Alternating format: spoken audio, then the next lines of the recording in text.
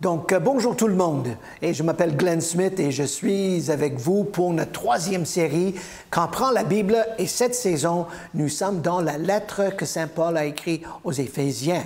Et dans le premier épisode, nous avons créé le cadre conceptuel pour nos études. Mais avant de nous plonger dans le texte, il faut comprendre la ville dans laquelle se trouvait la communauté chrétienne. Et on va discuter comment Paul a écrit à ces communautés. Mais nous savons, par exemple, en Actes des Apôtres, chapitre 19, et le verset 1er, que Saint Luc a écrit ceci. Pendant qu'Apollos se trouvait à Corinthe, Paul, après avoir traversé la région montagneuse d'Asie mineure, descendit à Éphèse. Maintenant, nous savons que Paul avait brièvement visité Éphèse à la fin du deuxième voyage missionnaire.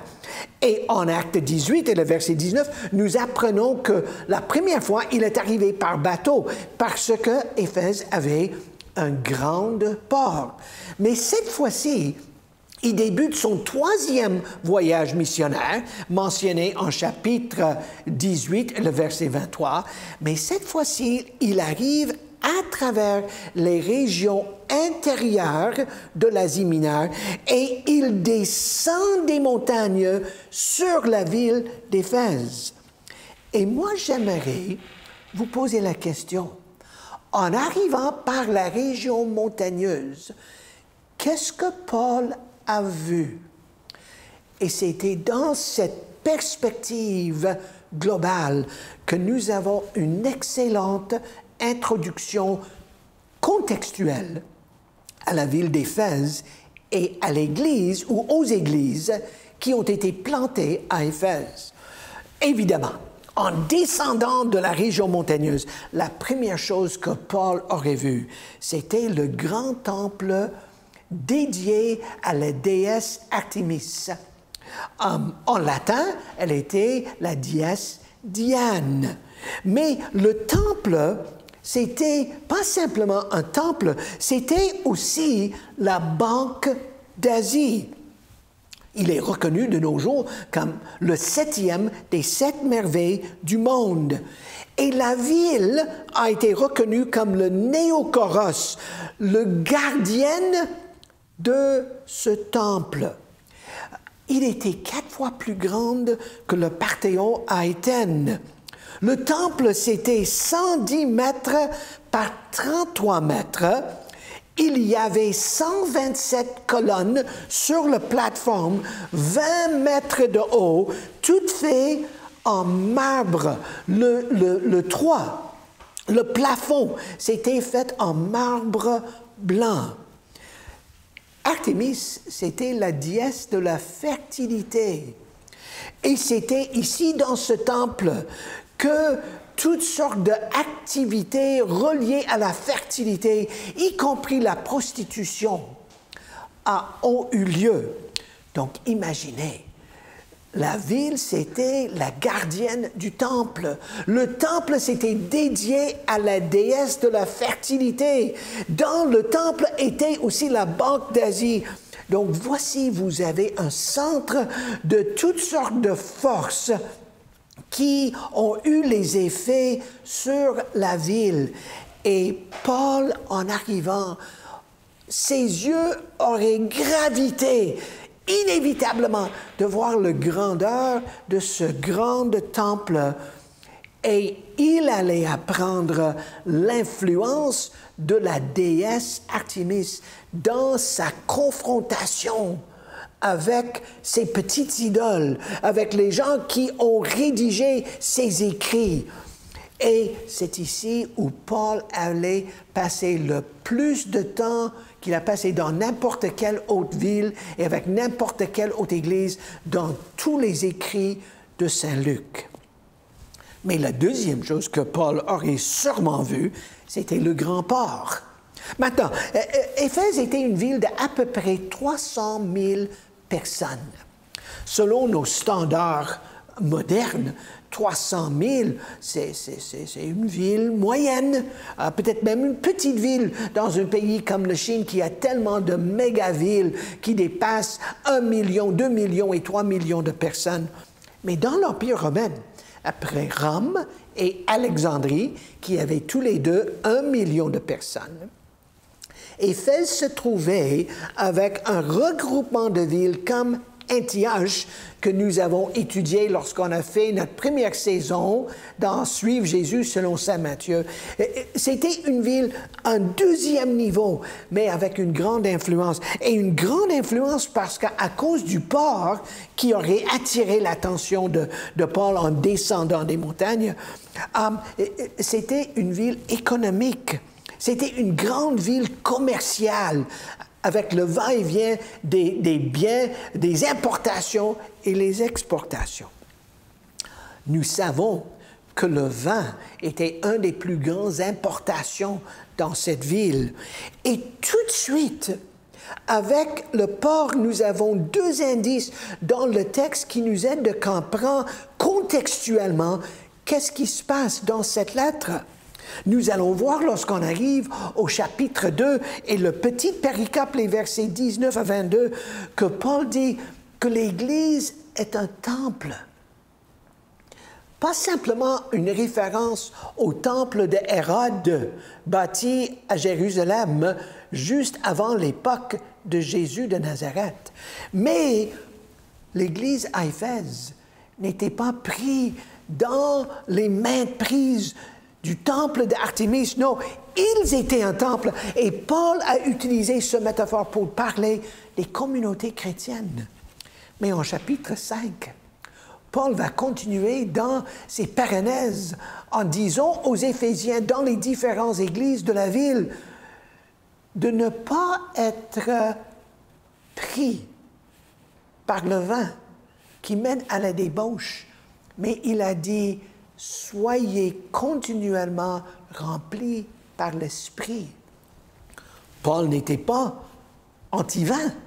Nous savons que dans une autre lettre qu'il a écrite à Timothée, qui était l'évêque, le responsable pour l'Église à Éphèse, il a dit « Prends un peu de vin pour vos multiples problèmes d'estomac ». Non, ce que Paul voulait dire en chapitre 5 et le verset 18 de Éphésiens, il a dit « Ne soyez pas contrôlés, maîtrisés, imbibés dans l'esprit de votre ville. Non, soyez contrôlés, prévadés par l'Esprit de Dieu. » Mais le porc aurait capté l'attention de Paul. Et avec ses activités commerciales, nous avons un autre portrait important de cette ville. Troisièmement, ce n'était pas simplement le temple qui aurait capté l'attention de Pierre, mais aussi c'était les influences religieuses de cette ville. Parce que la ville avait des fabricants de petites statues, probablement en acier, peut-être en argent, probablement en or. Et ces petites statues, c'était les symboles religieux, si vous voulez, l'imaginaire social de la ville.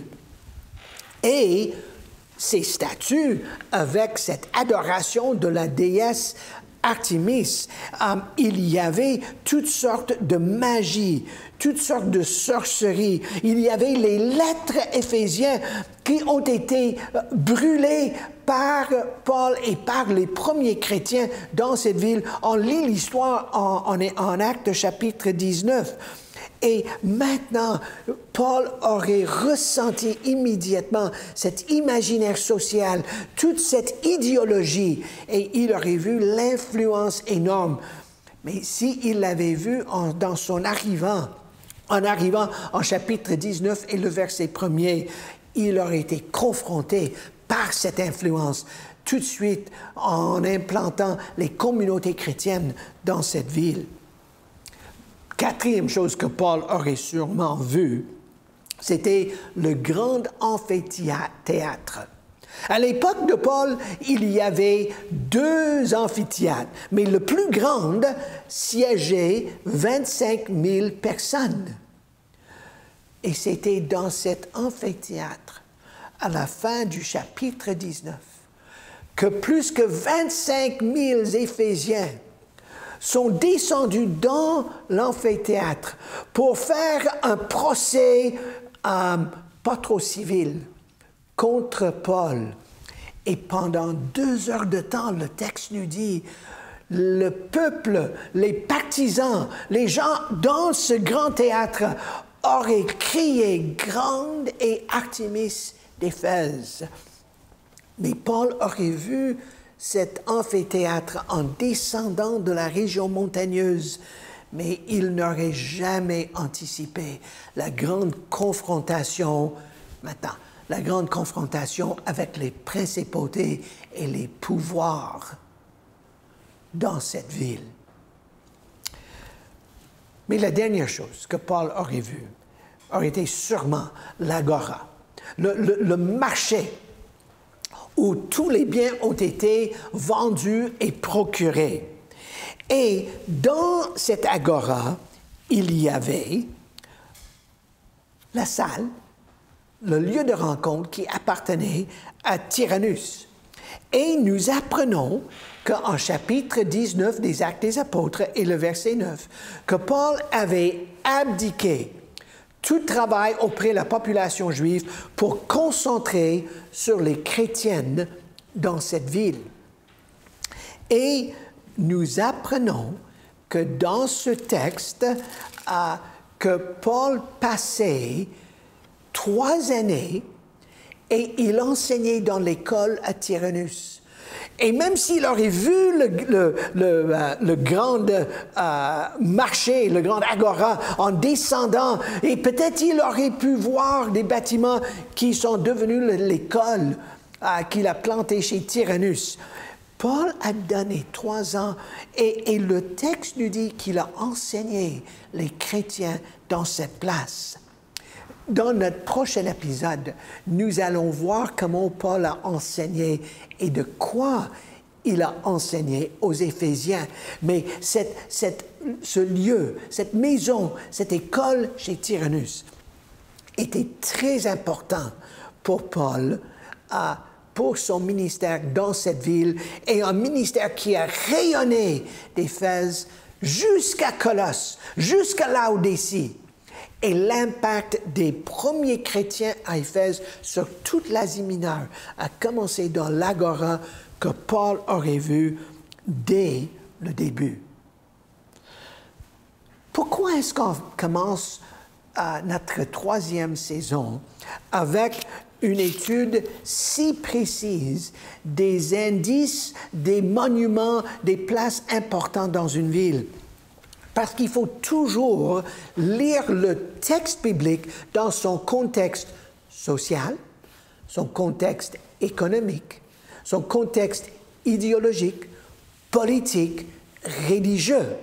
Si nous ne prenons pas le temps de mettre le texte dans son contexte social, nous allons manquer, rater beaucoup de bonnes informations pour nous aider. Et pour cette raison, une étude sociale, ou si vous voulez une étude sociologique, doit accompagner notre exégèse des textes avec nos 4 grandes questions: observation, compréhension, corrélation et appropriation. Si nous ne mettons pas le texte dans son contexte, nous n'allons jamais saisir la profondeur de ce que l'auteur voulait communiquer. Mais de la même façon, cet 2e épisode nous invite de bien comprendre nos villes. Parce que notre tâche en tant que communauté chrétienne, en tant que chrétiens et chrétiennes de nos jours, n'est pas simplement de comprendre le texte, mais de contextualiser le texte dans nos contextes. Et si nous comprenons le contexte d'Éphèse, nous allons mieux comprendre ce que Paul a écrit. Mais de la même façon, nous allons faire le pont herméneutique. Nous allons passer du texte dans son contexte pour contextualiser le texte dans nos contextes. Et donc, je vous invite, en vous préparant pour notre 3e épisode, de prendre du temps et de réfléchir, quel est l'esprit dans mon quartier, mon arrondissement, dans ma ville, dans ma région, de comprendre comment les gens pensent, quelles sont les influences, quel est l'imaginaire social. Vous allez trouver en bas le lien pour les documents de notre série. Et pour ce 2e épisode, j'ai déposé un document sur comment faire une exégèse de votre ville. Et je vous invite de le consulter. Cette étude va vous aider de comprendre le contexte dans lequel vous allez contextualiser la lettre de Saint Paul aux Éphésiens. Donc, Paul a descendu des montagnes. Il a sûrement vu le temple à Artémis. Ses yeux ont été captivés par le grand port. Il allait apprendre l'imaginaire social de cette ville à cause de l'influence de Artémis et les lettres éphésiens et toute la magie et la sorcellerie qu'il va discuter en chapitre 3 et en chapitre 6. Il allait le découvrir. Il aurait vu le grand amphithéâtre qui allait être la place où Paul aurait été incroyablement attaqué. Mais peut-être ses yeux auraient aussi bien vu l'agora, le marché. Et c'est là où était la grande école de Tyrannus, où Paul allait exercer une grande information, une grande formation sur ces premiers chrétiens dans cette ville. Donc, dans notre 3e épisode, avant de nous plonger dans la lettre aux Éphésiens, nous allons regarder le discours d'au revoir que Luc nous raconte en Actes chapitre 20. Donc, je vous invite en préparation de prendre votre édition de la Bible, les livres de la Bible donnés par Biblica Canada, et de lire ce discours d'adieu que Paul a donné aux anciens, aux leaders de l'Église à Éphèse. Et nous allons voir l'amour profond que Paul avait pour ces chrétiens. Et avec ces 3 premiers épisodes, nous serons prêts de passer aux salutations que Paul donne dans Éphésiens chapitre 1er et le verset 1er. Mais permettez-moi en conclusion de prier pour vous. Encore, Seigneur, j'aimerais vous remercier pour tous ceux et celles qui suivent cette saison avec nous. Et nous te demandons de nous diriger pour que nous puissions, nous aussi, bien comprendre l'esprit de nos villes, ses idéologies, ses forces, ses faiblesses, ses événements, de comprendre nos quartiers, parce que nous voulons prendre ce texte et nous voulons faire le pont afin de le bien contextualiser dans nos villes de nos jours. Et nous prions toutes ces choses dans ton saint nom. Amen. Bonne journée et bonne semaine.